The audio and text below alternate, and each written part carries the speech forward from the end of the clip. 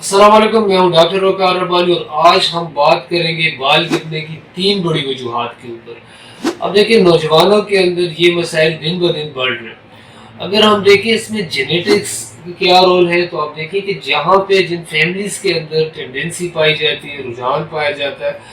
وہاں پہ بال گرنے کے مسائل جو ہے دوسری فیملیز کے نسبت زیادہ ہوتے ہیں۔ اس کے علاوہ اگر ہم دیکھیں لائف سٹائل جو ہے وہ انتہائی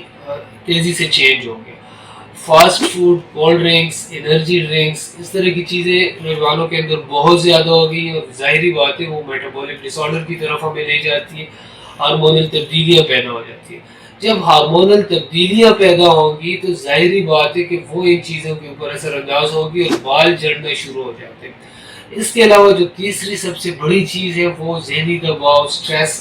آج کل اگر ہم دیکھیں ایک تو سوشل میڈیا کا دور چل رہا ہے نوجوانوں کے اندر، ینگ ایج کے اندر، ویسے ہی یعنی کہ سٹریس، انزائٹی، اس طرح کی چیزیں بہت زیادہ عام ہیں۔ جہاں پہ اسکرین ٹائم بھی بہت زیادہ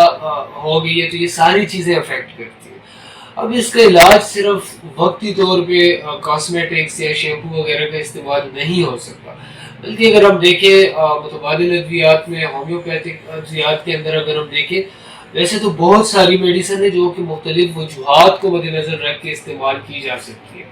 لیکن جو سب سے بڑی میڈیسن آج کل استعمال ہو سکتی ہے وہ ہمارے پاس ہے تالیم بیٹ، جس کے اندر ریپڈلی ہیئر لاس جو ہے وہ ہونا شروع ہو جاتا ہے۔ اور اس کے علاوہ اگر ہم ایکسٹرنلی کوئی میڈیسن استعمال کرنا چاہیں اور اگر کوئی میڈیسن سب سے بہترین رزلٹ دے سکتی ہے تو وہ ہمارے پاس آدمی کا مدر ٹنکچر ہے۔ اسے ہم آئل کے اندر مکس کر کے بھی استعمال کر سکتے ہیں، بالوں کے جڑوں کے اندر اس کو رات کو لگا سکتے ہیں۔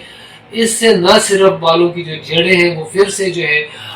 نکلنا شروع ہو جاتے ہیں، بال جو ہے وہ گھنے ہونے شروع ہو جاتے ہیں، اور جو لاس ہوا ہوتے ہیں وہ پھر سے جو ہے بال آنے شروع ہو جاتے ہیں اور کنٹرول ہونا شروع ہو جاتے ہیں۔ جہاں پہ تالیم میٹ کی بات ہے، اگر اس کا